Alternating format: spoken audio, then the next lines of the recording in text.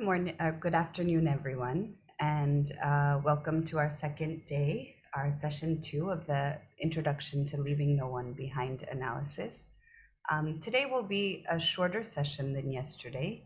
It will be 1.5 hours long, and we will open up the floor for questions throughout the session, but also at the end have a little bit more time to discuss and in case there's any questions about over the project overall or any specific questions as well.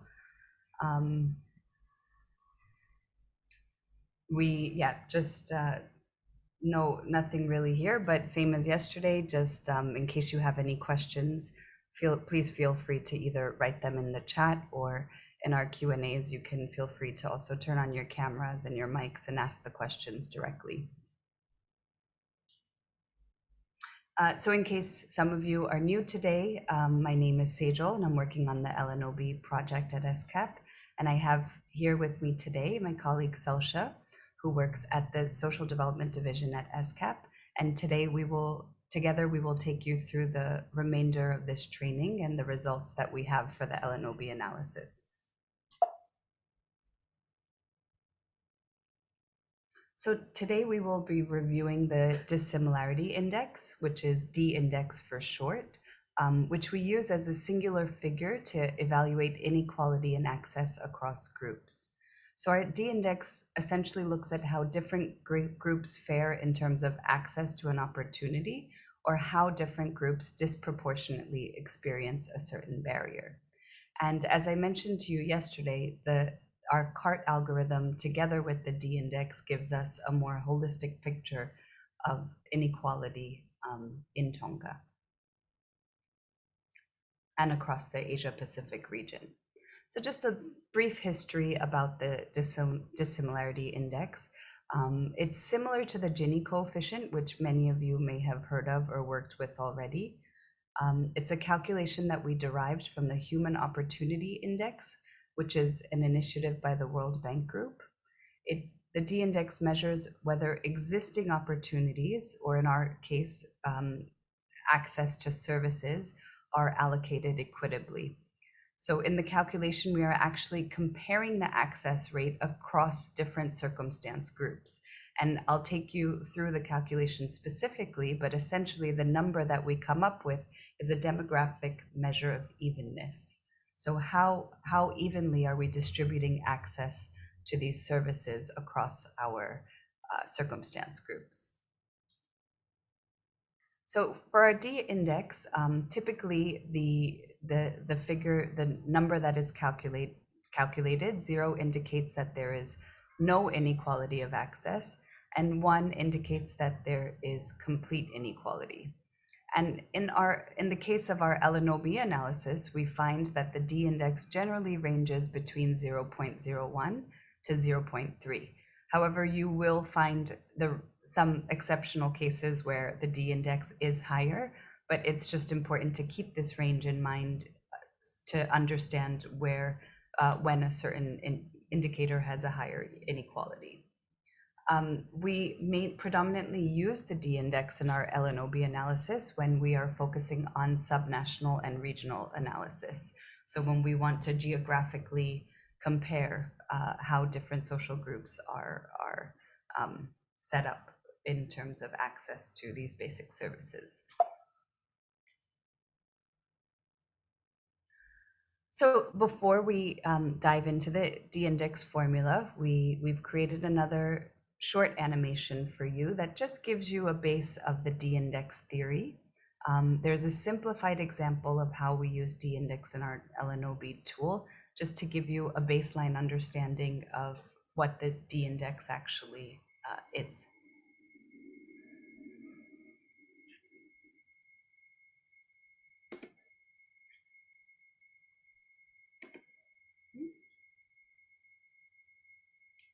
Apologies, 1 second, seems to.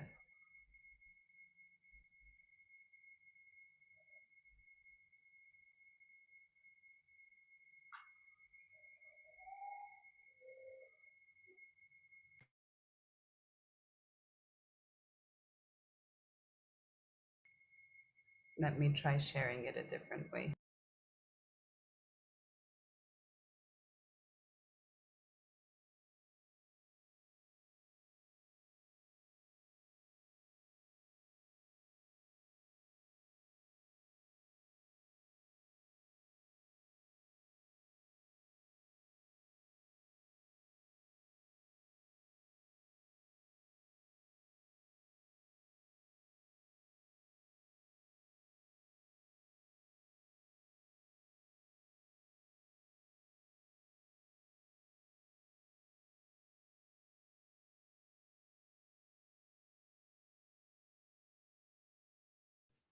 I can also share directly if it doesn't work this way.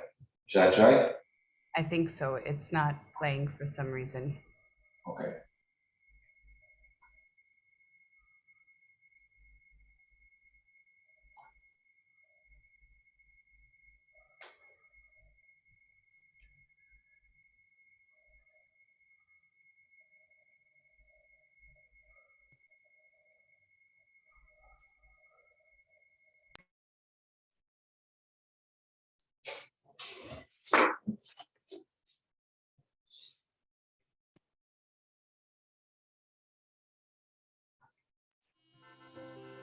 To identify inequality in accessing opportunities, the United Nations Economic and Social Commission for Asia and the Pacific has developed a Leave No One Behind tool.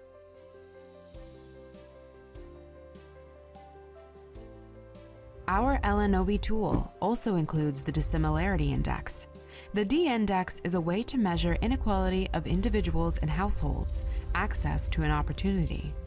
To calculate the D-index, we first identify the circumstances that we believe may influence the level of access. As an example, when the D-index for access to electricity is calculated, we assume that the area in which the household is located is either urban or rural. The wealth of the household belongs either to the top 60 or bottom 40 of the wealth distribution, and the highest education in the household is either lower, secondary, or higher education. These are the main circumstances influencing the access level. This gives us 2 times 2 times 3, which equals to 12 different groups, which contribute to calculating the inequality. For each of these groups, an average access rate is calculated. Then the distance of these averages to the overall average is summed up and weighted by the size of each group. The D-index is comparable to the Gini coefficient, which is a different aggregate measure of economic inequality. The D-index value also ranges from 0 to 1. A higher number indicates more inequality, while a lower number indicates less inequality. In our case, the D-index value tends to stay between 0.1 and 0.3. In contrast to the Gini coefficient, the D-index should be 0, ensuring that there is full and equal access to key services for all. Let's now take a look at an example of how different access levels amongst population groups can impact the D-index value. Let's say country ESCAP has an average access rate to electricity of 65%. ESCAP has 2 provinces, and, for simplicity, assume they both also have the same average access rate to electricity of 65%. Assume further that the circumstances that impact the access rates of the population groups in these 2 provinces are residence and wealth. In each province, we will calculate the access rate of these 4 groups. Number 1, urban richer. Number 2, urban poorer. Number 3, rural richer. And number 4, rural poorer. For our example, we will assume each of the 4 groups account for a quarter or 25% of the population. In Province 1, with an average access of 65%, we have the access rate of 68% for urban richer, 65% for urban poorer, 66% for rural richer, and 62% for rural poorer households. In Province 2, with the same average access rate of 65%, the access rates among the 4 population groups are a bit different. We have the access rate of 99% for urban richer, 51% for urban poorer, 85% for rural richer, and 25% for rural poorer households. Because of the relatively larger differences in access rates across the groups in Province 2, we have a higher D-index of 0.21, while the relatively lower differences in access rates in Province 1 generates a lower D-index of 0.01.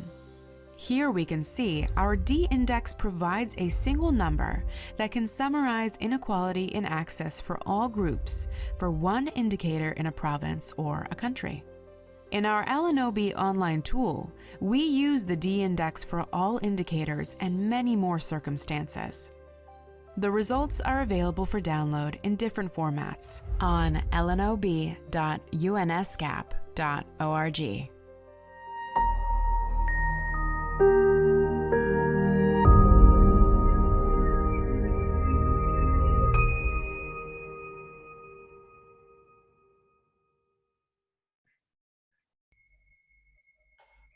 Thank you, Selsha, for sharing that.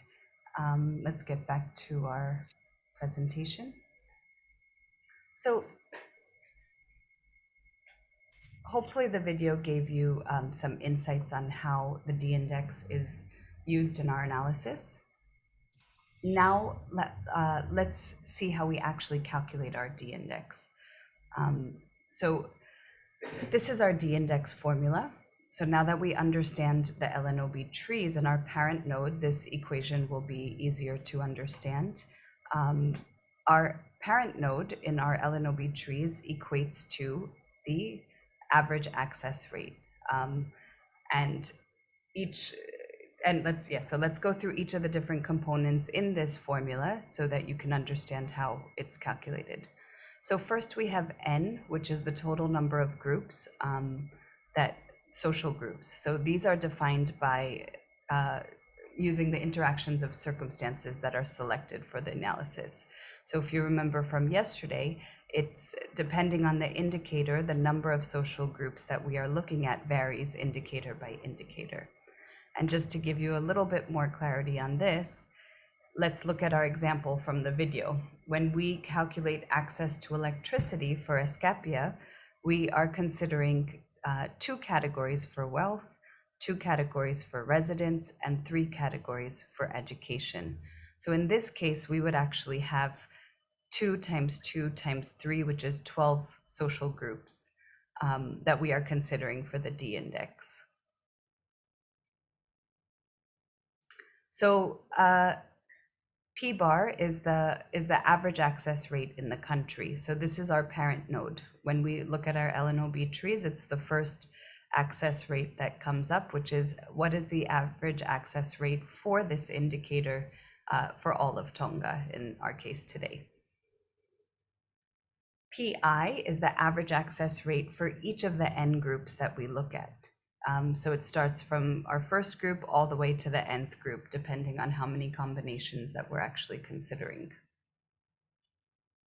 And BI is the weighted sampling proportion of the group I, where the sum of our BIs should equal 1. So the sum of each group's proportion of population is our entire population. So I think this is quite simple and straightforward for most of you. You might be familiar with it with a similar kind of formula, but this is how we derive at our D-index. And one thing to consider and to remember is the difference in how we handle our D-index when we calculate for opportunities and when we calculate for barriers. So for the purpose of comparability, our D-index has been adapted so that the value of a barrier, and just a reminder that this includes things like childhood stunting, violence against women. So in order for this value to have the same interpretation as an opportunity, we have changed the calculation of the barrier D-index. So essentially, we would like the lower the D-index, the lower the inequality. But and generally, our D-index actually measures the distribution of a positive outcome. So because stunting is not a positive outcome, but it's actually a barrier for a child's development prospect, we calculate the D-index using its negative. So basically, we calculate the D-index for the absence of stunting. So we will use the similar values that we showed you yesterday, which is 100 minus the prevalence rate of stunting. The rest of the formula remains the same, but your D-index is calculated for absence of stunting versus stunting.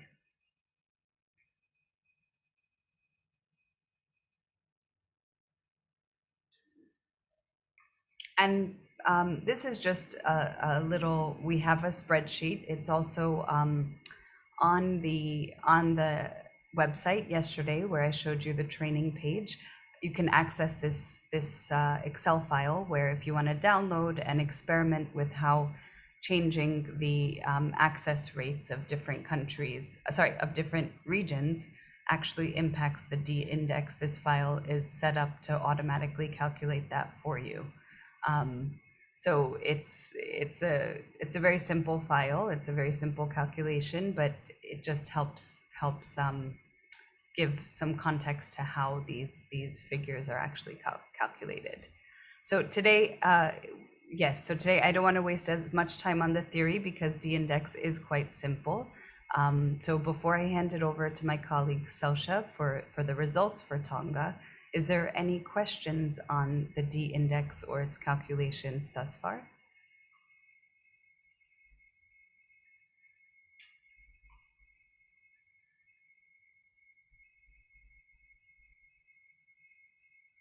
It looks like we're good to go. I think we have a good group of statisticians with us, so it shouldn't be too much of a problem. Selsha, then I hand it over to you to take over to present the results of Tonga. Thank you, Sejan. Start sharing my screen.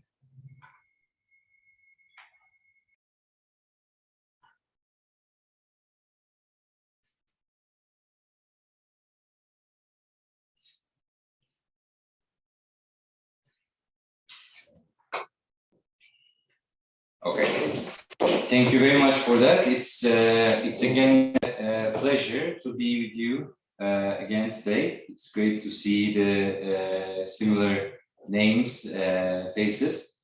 So let's now move from theory to practice and analyze inequality of opportunity in Tonga. But before we start, maybe two questions, and this you can feel free to type your answers in the chat now or later. One question is, did identifying further behind and further ahead groups in a given SDG indicator help you understand overall inequality in that indicator? So if when you're doing your inequality analysis, do you think you would use further behind, further ahead gap as a measure of inequality? Was that helpful? And then another question is, which inequality measure do you often use in your area of work? We at ESCAP, for example, we have another tool similar to LNOB tool, and where we look at the impact of social protection schemes on poverty and inequality at household level. And for that purpose, often we use, for example, Gini coefficient, Palmer ratio, and quintile ratio. But just wanted to have an understanding of our group here today. What sort of measures do you use often in your work, and also in your whether furthest behind, furthest ahead groups would help to understand inequality. And also, let me take this opportunity to kind of highlight that estimating D-index is quite straightforward in most of the statistical packages, software programs like R or Stata. So I think it's also quite easy to operationalize. There doesn't need to be a new code to be developed. There are already existing packages for D-index. So if there is anyone who wants to share their answers to the questions in the chat box, please feel free to write to us there. Okay, so As we go through the country analysis for Tonga, we'll still be relying on the same data source, so mix from 2019. And we have about 23 indicators where we can estimate the index at national and subnational level. So we'll be showing you the results. But before moving into the results for the entire list of 23 indicators, we thought that we would focus more on one opportunity first and then one barrier. So we'll be focusing on secondary education as the opportunity, and then we'll move to any type of violence against women as the barrier, and we'll be showing you how to go through the DIndex charts in our LNOB platform. Here, it's in the same platform, the same website, the link that we shared earlier. So feel free to also, if you want to, if you have stable internet and you would like to open your browser, my colleagues can copy paste the link again to our platform, and you can follow the presentation there also. So let's start with completion of secondary education among 20 to 35-year-old cohort in Tonga. This indicator follows closely the SDG indicator 4.1.2, which tracks completion of upper secondary education, and for the age group of 20 to 35. So in the chart here, we see that less than half of the individuals in Tonga in this age group have completed secondary education, upper secondary education. By now, we know that this figure masks lots of inequalities, the average of 43%. So the index can help us get into this a little bit more. And we know that from the decision trees that different circumstance groups are having these different completion rates. We can anticipate those. But let's look at the chart first, where we see the completion rates across different provinces in Tonga. So Tonga Tapu comes up first with 47% access rate as the highest province with the highest completion rate. This is followed by the average being 43%, and Hapai and Vavau are there with around 1/3 of the 20 to 35-year-olds, men and women, having completed upper secondary education. Then at the bottom end, we have Ongoniua and Eua. Please excuse my pronunciation in case it's wrong. Around 1/3 of the individuals have completed upper secondary education. So if you, for example, let's just highlight here that sometimes when you look into these, D-index, we haven't come to D-index, but the average access rate or the D-index, it's always nice to complement this information with the decision trees and see where these singular numbers are coming from to make a bit more sense of it. So, for example, if you were to check the relevant LNOB tree on this particular indicator, you would see that the furthest behind group is individuals living in households coming from the bottom 40% of the wealth distribution. So among them, for example, at national level, only around 1/4, so 25% have completed upper secondary education. And if you go to the top 60%, and there the furthest ahead is actually top 60% women and urban household, individuals living in urban households. There, among them, it's almost 66%. So on one hand, we have 1/4 that is further behind, and then the other one is 2/3 of the individuals among further ahead having completed upper secondary education. But what about having a single statistic for inequality in access to this particular indicator? That's where the index comes in handy, to have just one singular statistic. So here you can see the D-index for Tonga on average at national level, followed by in different provinces. So it shows inequality as a single metric at national and sub-national levels, and as Sejal mentioned, it estimates how dissimilar individuals are in Tonga in completing secondary education based on their socioeconomic and demographic characteristics, just like the groups that we showed you in the video or earlier in this slide. So here again, there are three circumstances that we use in secondary education. That's wealth, residence, and education. So wealth and education, wealth and residence are split into two groups. So that's 2 by 2, and then we have the education 3. So in total, again, sorry about that. We have wealth, location, and sex as the 3 circumstances to split and to estimate the index. So for that reason, we have 2 by 2 times 2 times 2, 8 circumstance groups where we look at their completion rates. So we do this at national level in Tonga and see how these 8 groups are different, how their completion rates are different to come up with the average D index, which is 0.17, which lies pretty much in the middle range of where we expect the index to lie. And then in provinces, we repeat the same exercise, but we're only looking at the provincial sample and looking at those 8 groups again and see how, let's say in Tonga Tapu, the 8 groups, how different are their completion rates. So on average, as I mentioned, the D index is 0.17. And that's on average where we expect the index to be. It's not so high compared to other indicators in other countries. So we can say that on average, these circumstances are not creating a large inequality, but still it's nowhere near where we want inequality to be.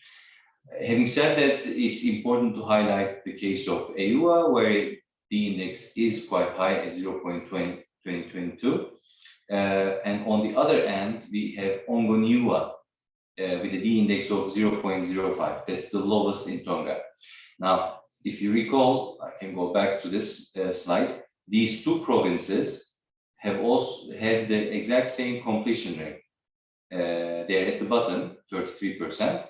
But when it comes to inequality, one has a much lower inequality than the other one. So at this point, it's difficult that LNOB analysis can go further beyond to explain what happened. And for example, if you have any suggestions, any ideas why inequality is much less pronounced in Ongoniua as opposed to EUA, this is something that the experts in the country, field experts, or people who are working on education in the country can help shed more light and see what's happening there. But I think it's quite an interesting result, and each time in different countries we see similar results. We believe that consultation with national stakeholders can help make more sense of the result and see if we can do even more research in this area.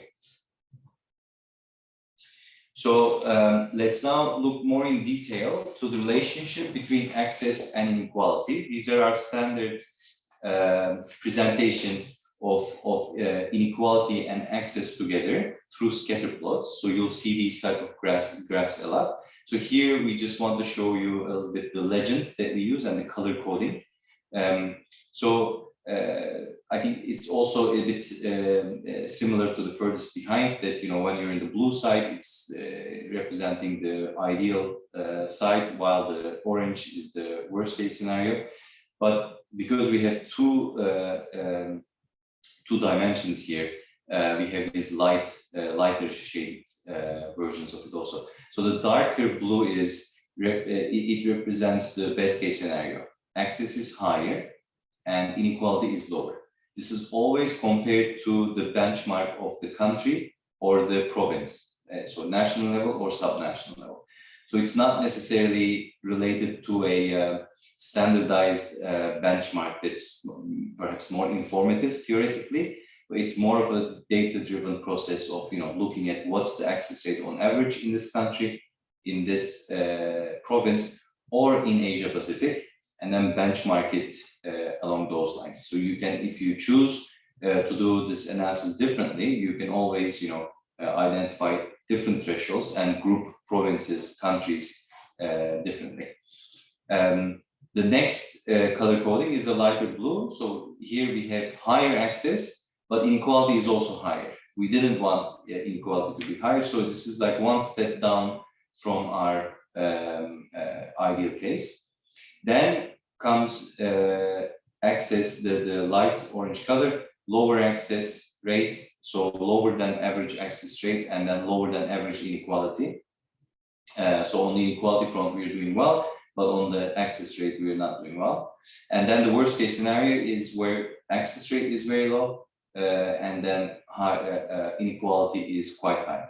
And there is, I think most of you, in case you have used the index before, or I think even from formula, it's not so difficult to deduce. There is a very close connection between access rate and the D-index, right? Because it's essentially a nonlinear combination of different access rates of different groups. So it's very much related to access rate. So often we find that the higher the access rate, the lower the inequality. And then when access rates are very low, we see that inequality is very high. So when access rates are, let's say, relative to the regional average, Asia Pacific average, when they're lower, then we often see that inequality goes beyond 0.3, for example, the standard upper end of the index that we find in our analysis.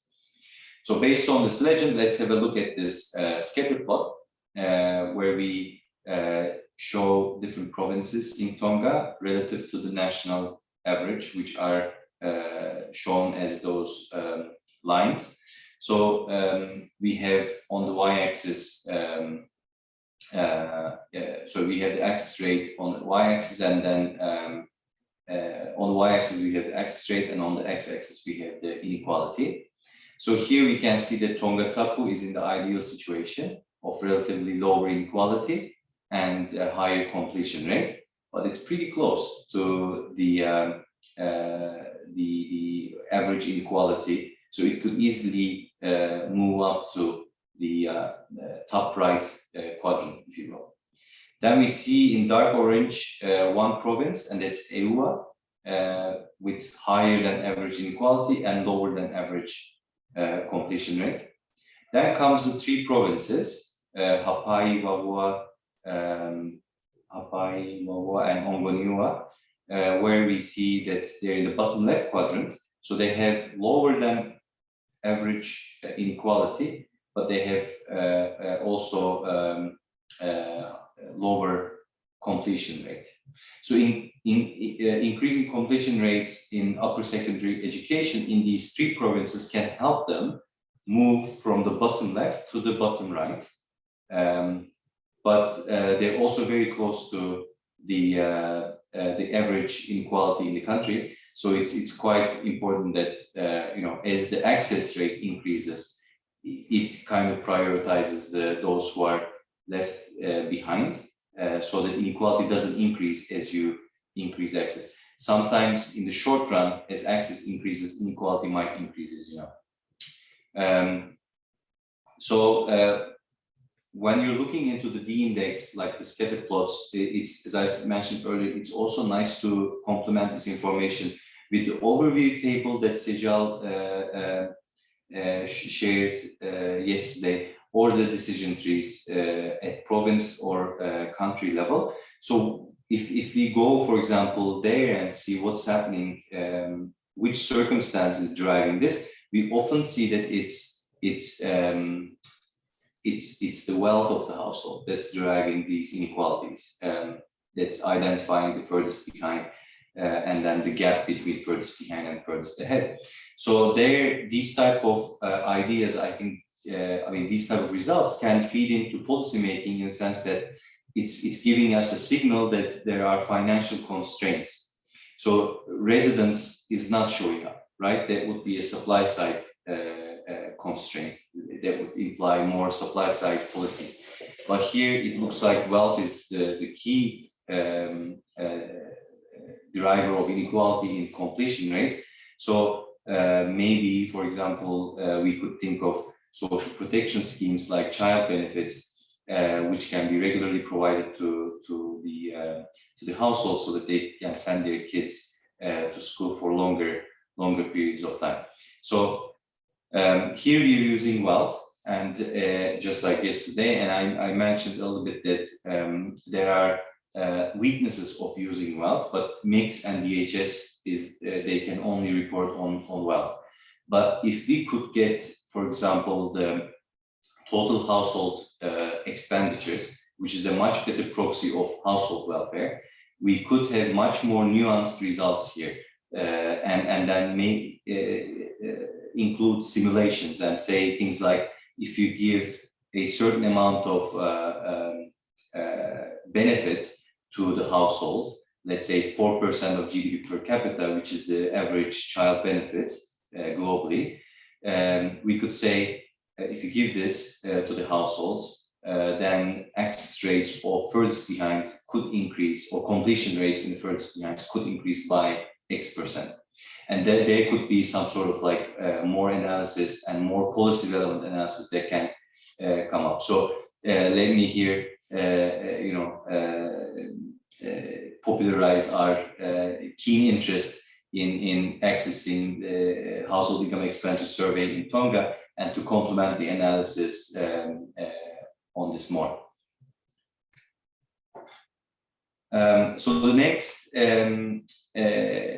the next thing to do, now that we see Tonga and the provinces, the next analysis we can do is to have a regional comparison.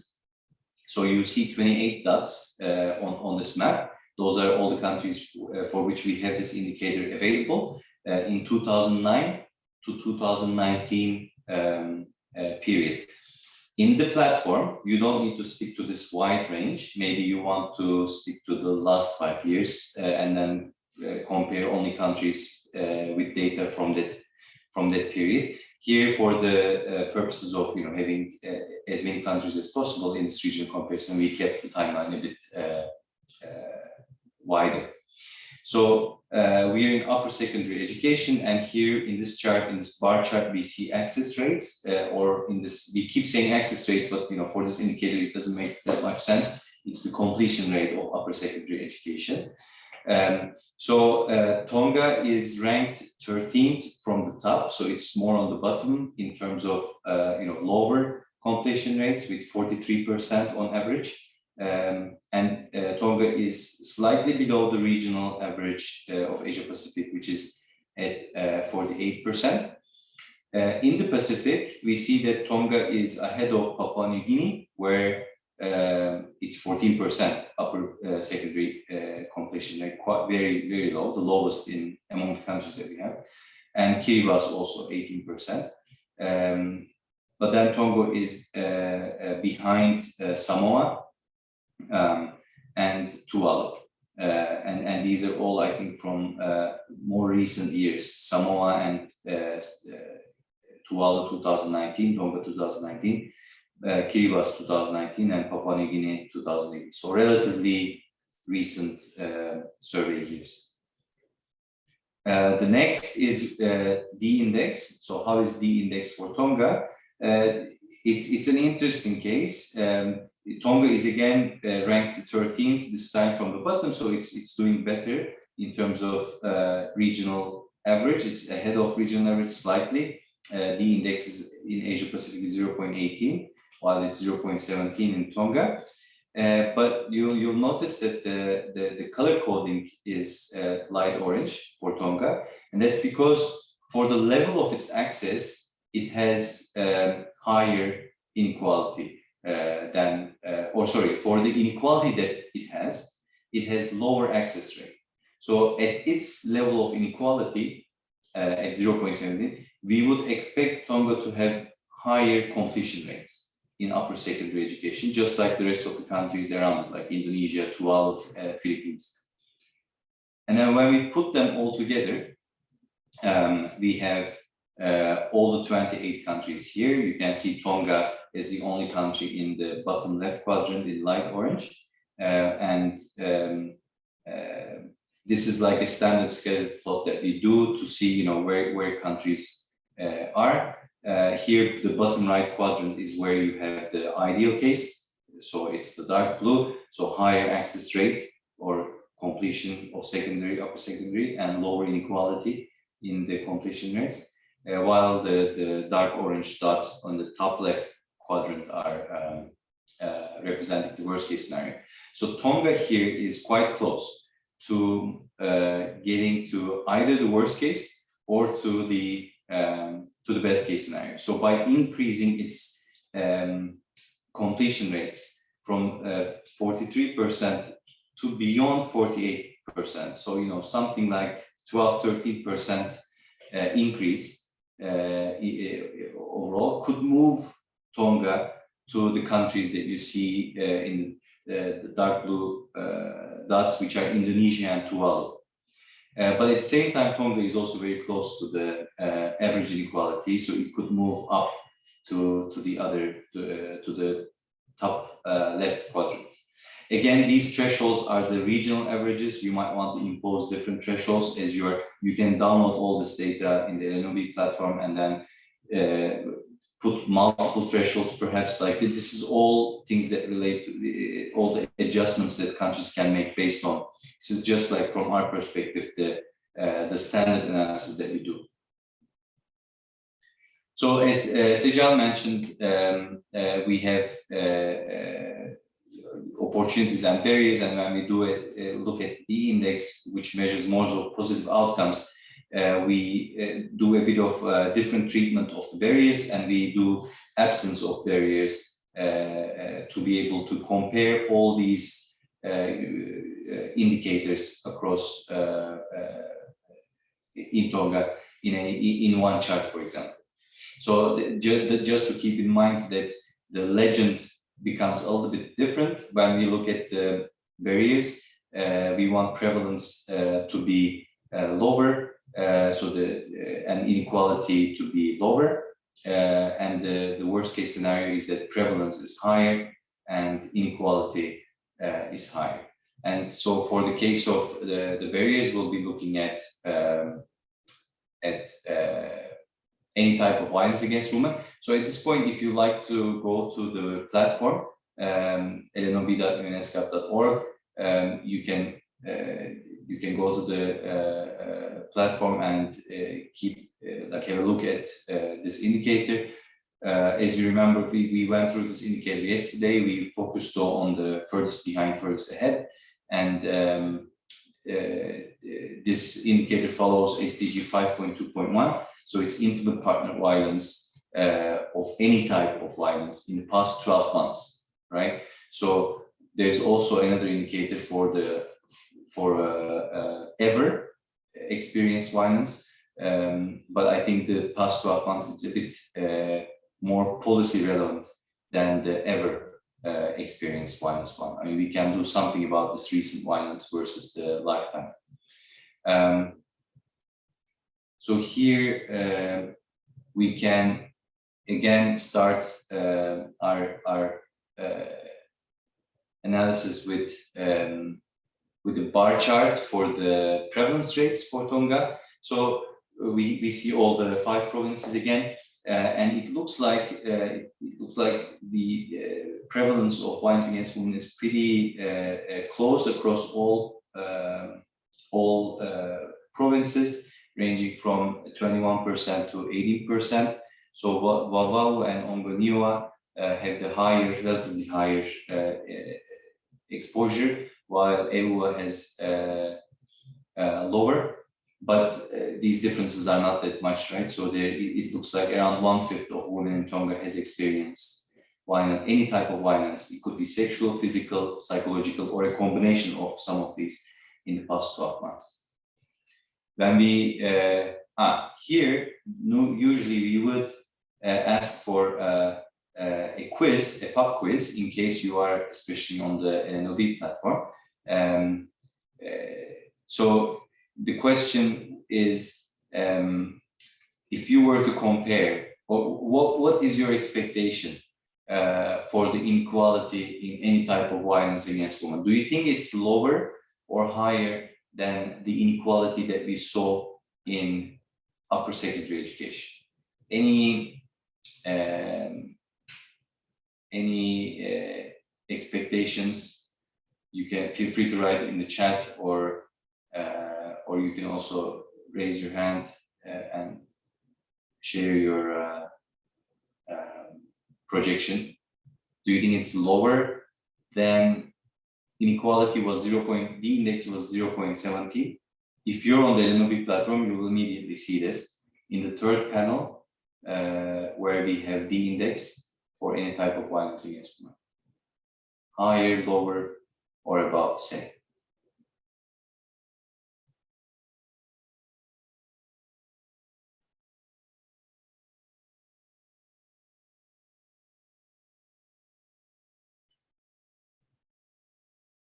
I don't see any hands or any answer, so it's okay.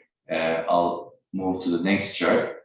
And so here you can see that the average inequality in absence of any type of violence against women is 0.07, so much lower than average inequality in completion of upper secondary education. So it shows us that at national level, women's personal circumstances are not creating major differences in explaining their exposure to intimate partner violence. But and when we look at the index, it ranges from 0.04 to 0.09, and I think it's important to highlight here that, and you will remember from yesterday, Tonga Tapu has quite a high D-index relative to the other provinces, but it's because you have the furthest behind group, which was, I think, a smaller group, but the furthest behind group has 46% exposure to, or the prevalence of any type of violence against women was 46%, while in the furthest ahead group it was 3%. So the gap is 46 to 3. So the 43 percentage point difference. So the index and the gap between furthest behind and furthest ahead, the question that I was raising earlier on, they are oftentimes quite consistent and telling a similar story. So let's go into the standard scalar plot again to show where provinces are compared to the national average. So here the quadrants, it's important to note that the quadrants are a little bit different here. Now, the bottom right quadrant reflects the bottom left quadrant reflects the ideal case with lower prevalence and lower inequality. And here we don't have any province that's there.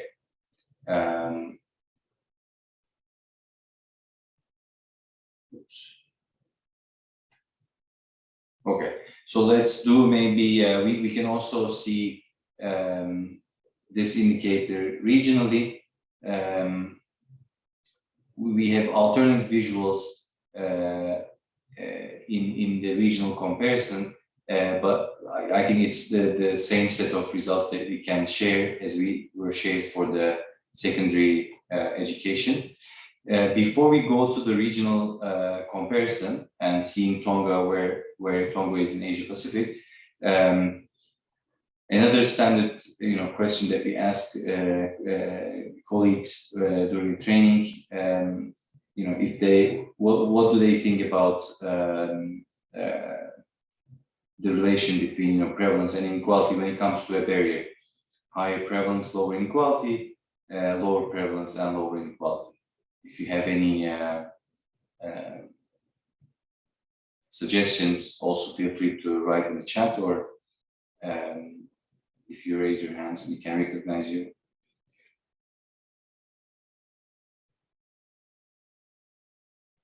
And this relates to the legend that I showed, maybe quite simple question. So it's, obviously we want lower inequality and lower prevalence in these negative indicators, in these barriers. Okay, so let's look at Tonga. And any type of violence against women in Tonga. So the axis, the prevalence rate is, as we said, 20%. This is lower than the regional average of 27%. Here, you'll notice that most countries have data from recent years, post-2015, with a few exceptions. I think that's only Kazakhstan, but the rest are, and Kyrgyzstan, but the rest are quite recent. So Tonga is at 20%. It's shaded light blue, and we will get to that. But it's also important to notice that Tonga is ahead of Papua New Guinea and Kiribati, where over 50% of women have experienced any type of violence in the past 12 months by an intimate partner. And here Tonga is leading the way in the Pacific with the lowest prevalence rate. So Samoa and Tuvalu also around 1/3 of women reporting that they have experienced violence. So when we look at the D-index, the average D-index is, Tonga's average is right around the regional average. So Tonga could be easily at the ideal case, but it's just, I guess, like slightly above 0.07 that we observe for Asia Pacific. And here again, Tonga is leading the way in the Pacific with lower inequality compared to the relative to other countries, which are ranked at the far bottom with higher D-index. And I think here, wanting to again complement this information with the furthest behind analysis and especially the overview table where you could, select your countries and see what's driving. In Tonga, wealth is the key driver of inequality at national level. While in other Pacific countries, women's education coming up also as a driver of inequality. So that's an interesting result that education didn't show up in Tonga as a driver of this inequality, while in others it came up. So putting everything together, all the countries in Asia Pacific, again, now because we are looking at the barrier, the ideal quadrant is the bottom left. So there, Tonga is borderline because it has the almost the same identical average to the regional average, and other Pacific countries are mostly on the top right. And here, I think that to be able to, if you recall the results from not only the in terms of policy or how to bring Tonga down to the dark blue side, perhaps the province level analysis can give some insights because we know where majority of the population is. We know also where inequalities are widest. For example, this issue of Tonga Tapu, 46% to 3%. So if D-index, which was 0.09 in Tonga Tapu, could be lowered a little bit, then Tonga could move to the dark blue countries in the bottom left. So now let's contextualize inequality across the many indicators that we see for which we have data. There are 23 indicators here. So for this, these are all for Tonga and all the indicators. So this offers a comparison of inequality in access to opportunities or in barriers in one single graph in Tonga, and the treatment of barriers, making them absence of barriers to calculate the D-index. Basically, we are doing it just for this chart so that we can have a look at all the indicators in one chart in a comparable way, right? So here, this chart can tell us, maybe, it can help us prioritize action in terms of addressing inequalities in access to opportunities. So let's start with the good side. So there are 14 indicators that are in dark blue, where we have lower than average inequality and higher access rate. And these are largely relating to access to basic opportunities, basic services, there we see basic sanitation, electricity, drinking water, right? In drinking water, there's no inequality, as Sijal mentioned yesterday. And then also, it's good to see that there are some of the child health related or women's health related indicators are also there with lower inequality, lower than average inequality. Then there are 7 indicators where inequalities are higher than average index across all indicators. And also, they're in dark orange, meaning the completion rates, or access rates are lower. These are all opportunities. And so we can interpret them as access rates. So in these 7 indicators listed on the top in dark orange, they're all opportunities which exhibit high inequality. And looking closely to them, they're all mostly education related, right? At every level, secondary, tertiary, and early childhood education.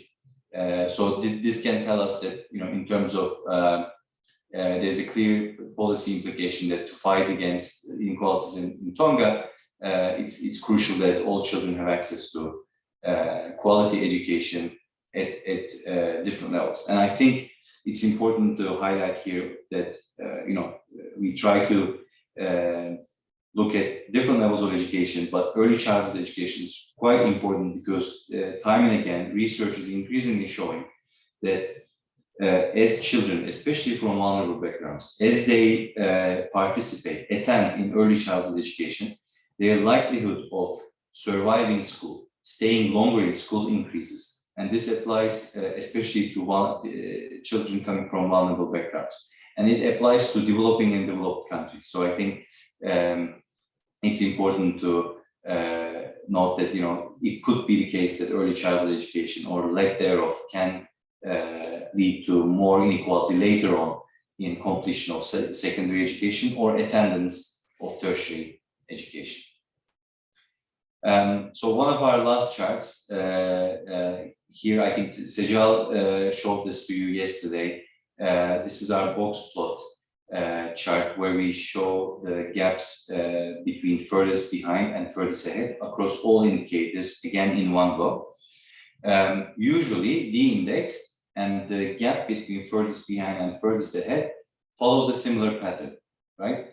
But there can be differences, especially if these furthest behind and furthest ahead groups are very small. And so if their weights in population, if they're quite small, then even though the gap is so wide between furthest behind and furthest ahead, DIndex is not going to pick this up, right? So there can be some differences between the two, but overall, often we find that they're painting a similar picture. Just one example here.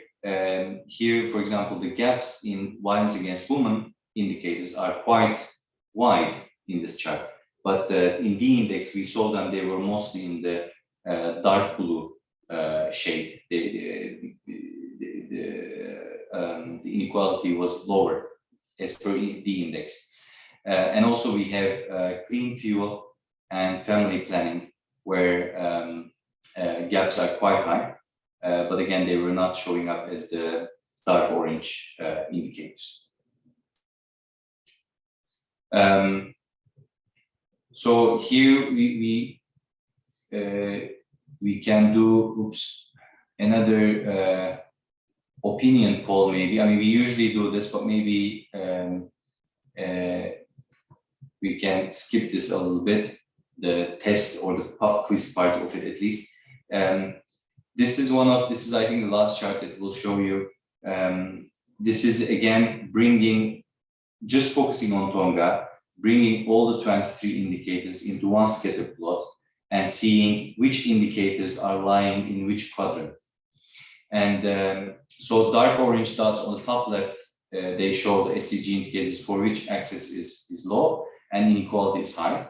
And note that they're all opportunities for which access must increase, as I showed you earlier, the education-related indicators. So one could therefore say that these indicators should be prioritized in achieving attaining SDGs and leaving no one behind. At the far top left, we have the dark orange ones. At the far top left, we have secondary and tertiary education, family planning, and pandemic preparedness. So if you think about that was the worst case scenario, but there are also low-hanging fruits. And these can be found in the top right or the bottom left quadrants, as they are easier to move relatively to the ideal quadrant. So in the light blue colored one, you're seeing access to clean fuel. So this indicator could move to dark blue quite easily if it could just drop the index from 0.10 to below 0.8. The light orange one is violence against women justified. So this gender norm that it's consistently asked to women only, if under certain circumstances violence against women can be justified.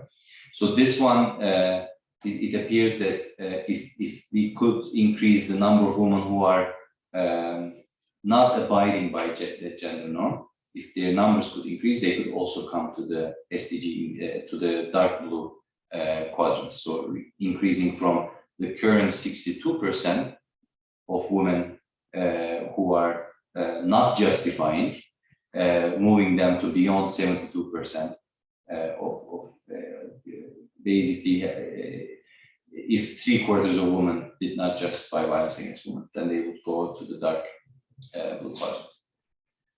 So then the rest are in the dark blue, they're in the good zone. There are some of them who are quite, the inequalities are high, so they could risk falling back, especially if there's a shock.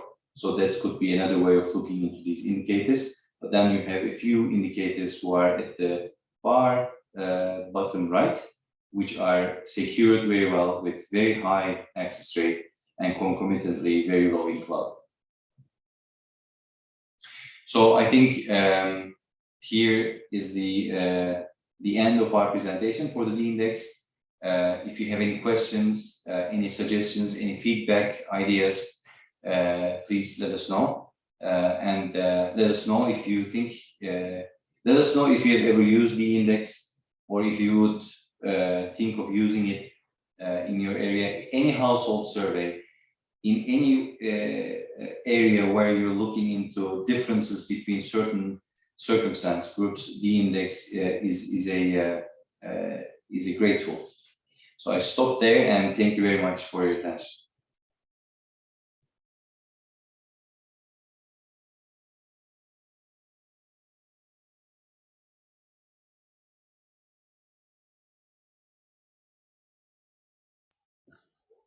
Thank you, Selsha. So hopefully with the DIndex and access rate combined, you can understand how these results come together to create a more a complete picture of what's happening in Tonga across these indicators. So if there's any questions, as Selsha mentioned, please just turn on your microphone or mention it or write it in the chat. I will just quickly show you I'll just show you in the platform where these results are actually found while you guys are thinking of questions, if anything comes up.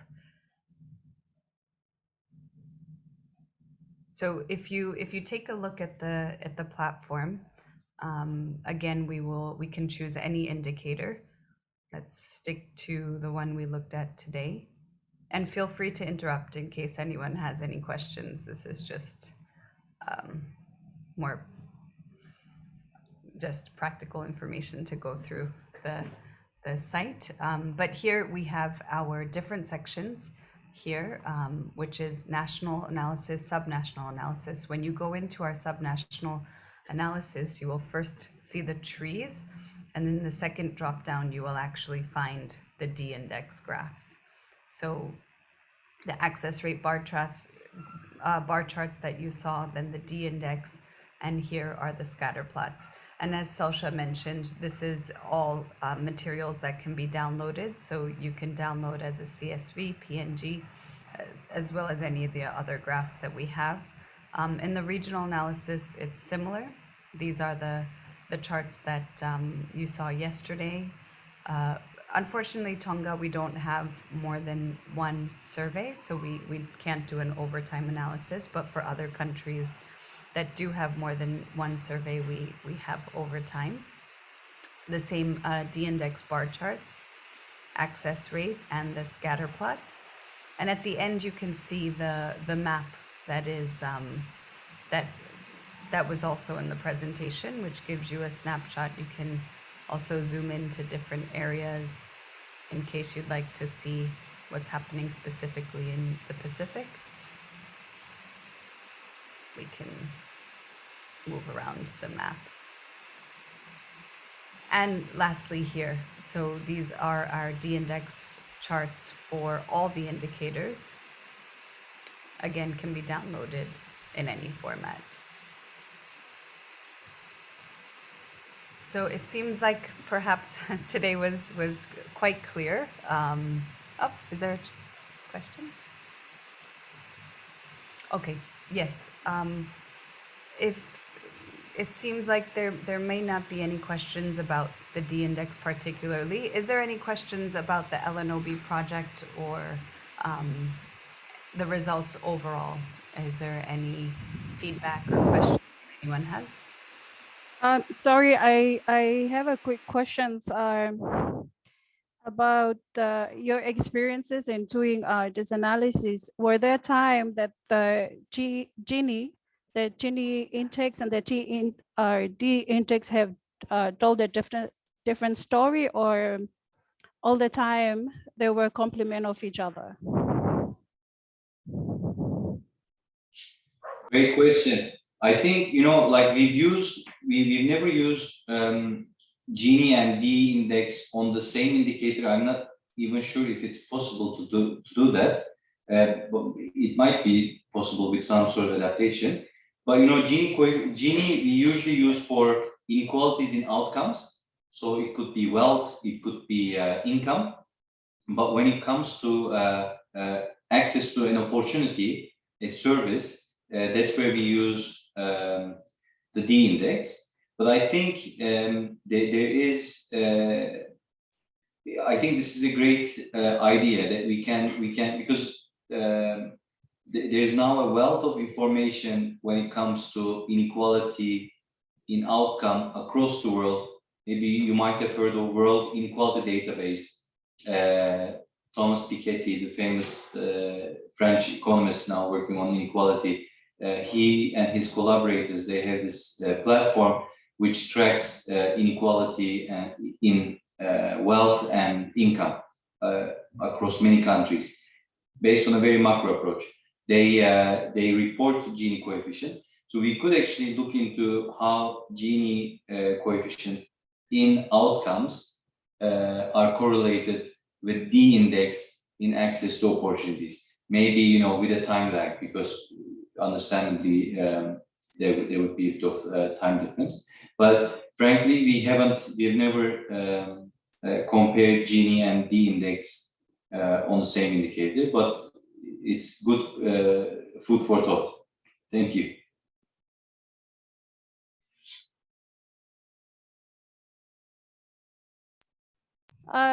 Thank you so much. It seems there's no questions from our group. So on behalf of the statistics department and the participants, I would like to convey our sincere appreciation for the opportunity that you have given us, shared with us your expertise in using this kind of analysis, and we are so thankful. I think the most important thing here is the exposure that we have, and to know there is such tool available for us to use. This is actually the first time for me to hear about the D-index, and I find it very interesting of all the analysis that you have shown us, even though this is like a very short period of time. But I think we have been exposed, and I can't say that we are really good now, but I think we've practiced, and we will get back to you in the future if we have questions regarding the tools. Something that came to mind when you were talking about the indicators that you have, the list of indicators that you have for Tonga, the statistics department has just moved this year to be under the Prime Minister's office. And the current government, they have the government priority areas in which they have areas that they needed to focus on. And also with policies and government interventions. And I think it's a really good tool to have these areas to look at, the one that you have showed with low prevalence but very high inequalities, that these indicators we need to check with the government priority areas if these indicators are there, and see it's being included in the government priority area. So it's a really great opportunity for us to be in this kind of training. So we would like to thank you very much for your time and for having us in the training. Thank you so much. Thank you. That's wonderful to hear. And you know, let me emphasize, we even in mix, there are still many more indicators that we didn't look at. We were prioritizing SDG indicators, but for example, there could be some indicators in mix 2019 which could be beneficial, helpful to you in your work, or you know, down the line in a different household survey. There might be some indicators that you're interested in. So we can do this, replicate this analysis and expand it to different indicators, change the circumstances. So all these type of flexibilities we have, and our ultimate agenda is that, you know, we decentralize, if you will, this methodology to all the project countries, so that you can, you know, do this analysis on your own with the based on your kind of like priorities there. So I think the training that we will do in the fall, in October, November, December, I'm not sure, we'll be in touch with RCO, and you know, there we can have all the statisticians. We can have even the researchers that you work with from academia, or UN colleagues, government colleagues who are interested in this. That will give us the opportunity to, I think, to leave the methodology in Tonga in your good hands to replicate and expand. And maybe one quick question here: which software programs do you usually use in Tonga? I know that sometimes it's in the SPC was saying that it's increasingly Stata, but Stata is proprietary, so it requires license buying.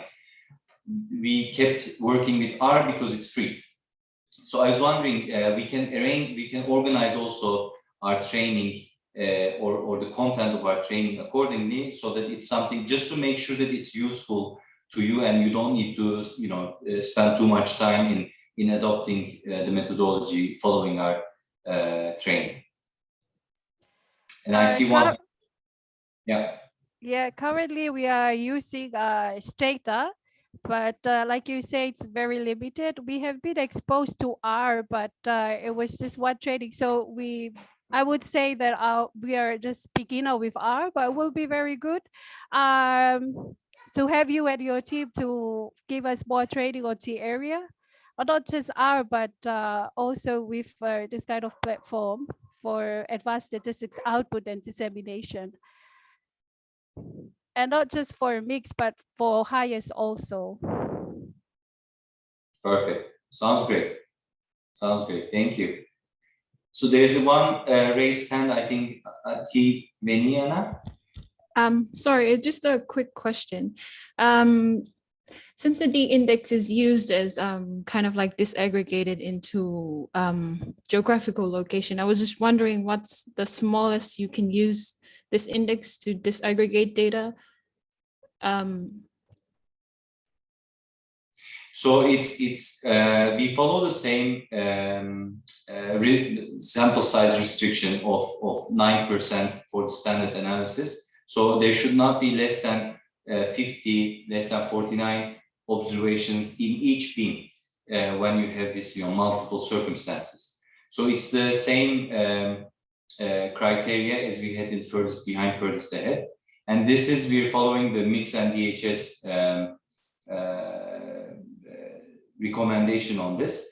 But we also know that when the sample size is too small, or like around 49, around the restriction threshold, the index becomes a bit unstable, like not so reliable, right?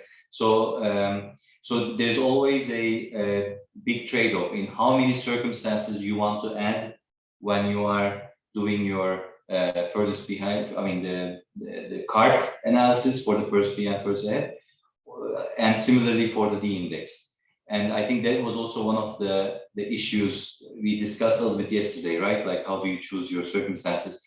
I think, it was often the practical issues kind of dictating the use of circumstances where we know we will not have lots of missing observations. They're standard and they're not so much endogenous. So I think, yeah, that's where it is. But yeah, I hope it cleared that they're the same. Yeah, thank you. Pleasure. In Stata, there is a package actually that does this human opportunity index. I think World Bank developed it. They have a script. If you search for human opportunity index Stata code, you can easily download it, the ADO file to your Stata, and then it's there's nice documentation for it, and it can be quite like straightforwardly implemented in Stata. But then we show you how to do it in R also. Thank you so much. Great, Thank you. everyone. Those are some good questions and nice dialogue to get started, and in terms of our next training as well. So again, this I just wanted to send a reminder. We would appreciate if as many people as possible could fill out the evaluation form. We'll send a link in the chat, but also we will be issuing certificates for this training to everyone who has attended. We'd be grateful if it was possible to add Mr. or Miss on the contacts that we have from yesterday. So I'm not sure I'm not sure who sent us the list of contacts yesterday, but if we could have that list again with the Mr. and Miss, that would be very helpful. And then we can also issue the certificates accordingly. But a final thank you to our RCO colleagues and Sion and Jale for assisting us in getting this training started. I'd also like to thank our ESCAP colleagues, Nana and Ploy, who cameras aren't on, but they are instrumental part of our team and making every single one of our trainings a success. So thank you both as well. And to all of you for joining, thank you very much. I'd like to pass the floor to Sion. I believe he also was there. Yes. Thank you, colleagues. Thank you, Sanel, for the opportunity to also be part of today's closing program. I would like to thank all our participants today for taking time to attend this LNOB training. When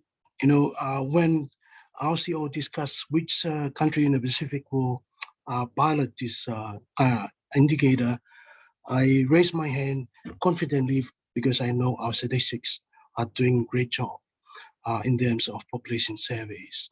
And I'm sure that this training will benefit greatly our colleagues and also the country. and Tonga will can also lead some of the analysis with your support from ESCAP. We will please Telekaki convey the appreciation to your committee, statistician and the CEO. And we are working on the formal announcements with government probably next week or when it's when time is appropriate, to make sure that we also have a visibility on this great achievement. The other things I would like to also mention, I really appreciate the technical support from ESCAP, and we are looking forward to working with you in terms of STARA. I start working with the STARA version 7. Now the latest is version 17. So, but I haven't used out. I'm a statistician by profession as well. So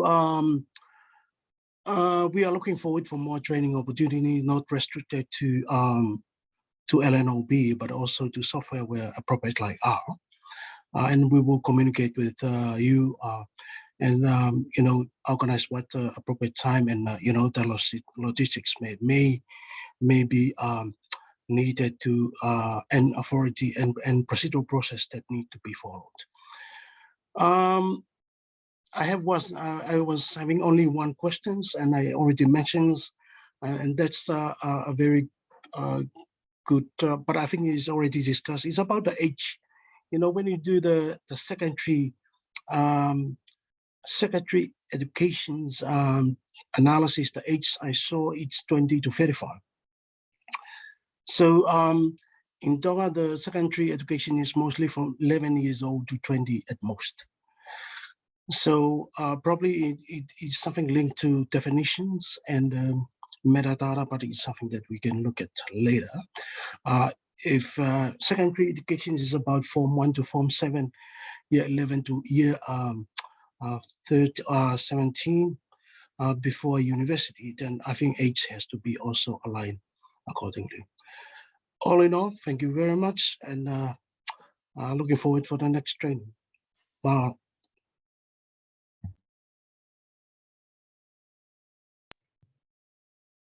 Thank you very much, Yana.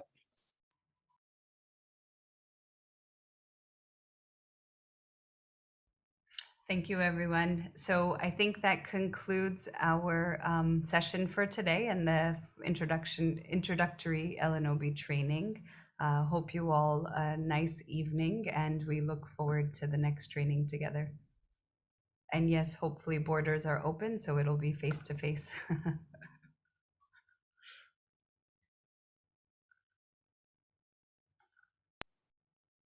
Thank you. Thank you, bye-bye. Stay safe.